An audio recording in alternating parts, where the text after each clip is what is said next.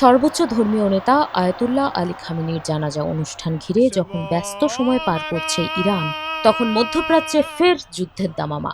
৭ জুলাই রাতভর যুক্তরাষ্ট্র ইরানের পাল্টাপাল্টি হামলার পর ৮ জুলাই ন্যাটো সম্মেলনে থাকা মার্কিন প্রেসিডেন্ট ডোনাল্ড ট্রাম্প সাফ জানিয়েছেন, ইরানের সঙ্গে করা যুদ্ধবিরতি চুক্তি শেষ।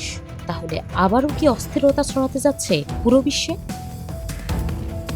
তুরস্কে ন্যাটো সম্মেলনে দেওয়া এক বক্তব্যে ট্রাম্প বলেন, আমি আর তাদের সঙ্গে কোনো আলোচনা করতে চাই না, কারণ তারা জঘন্য ও অসুস্থ মানুষ। অসুস্থ মানুষেরাই তাদের নেতৃত্ব দিচ্ছেন।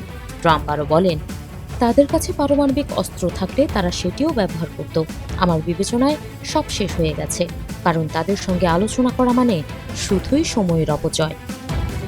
এর আগে খামেনির জানাজার জন্য স্থগিত হয়েছিল যুক্তরাষ্ট্র ও ইরানের মধ্যকার আলোচনা।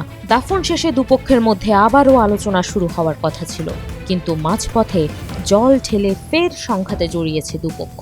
ঘোষণা এসেছে যুদ্ধবিরতি চুক্তি বাতিল। সব মিলে ফের মিলছে যুদ্ধের ইঙ্গিত। এ অবস্থায় আবারও বড় হয়ে উঠছে বেশ কিছু প্রশ্ন। এর মধ্যে রয়েছে, হরমুজ প্রণালীতে বাণিজ্যিক জাহাজ চলাচলের কি হবে? যুক্তরাষ্ট্র ইরানের তেল রপ্তানি ও সম্পদ অবমুক্ত করার উপর যে ছাড় এসেছিল, তারই বা কি হবে? তবে ট্রাম্পের সিদ্ধান্তকে স্বাগত জানিয়েছেন ন্যাটোর মহাসচিব মার্ক রুটে। ইরানের বিরুদ্ধে যুদ্ধবিরতি লঙ্ঘনের অভিযোগ এনে তিনি মার্কিন পদক্ষেপকে জোরালোভাবে সমর্থন জানিয়ে বলেছেন, আমি মনে করি এটি খুবই প্রয়োজনীয় ছিল।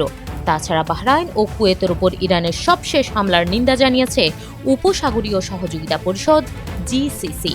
বিষয়টিকে ভালোভাবে দেখেনি কাতার ও সংযুক্ত আরব আমিরাতও। এই যখন অবস্থা, তখন পূর্ব নির্ধারিত ইসরায়েল সফর বাতিল করেছেন মার্কিন প্রতিরক্ষা মন্ত্রী পিট হেগসেট। তাহলে কি ন্যাটো সম্মেলনে আবারও ইরান যুদ্ধের ছক কষেছেন ট্রাম্প?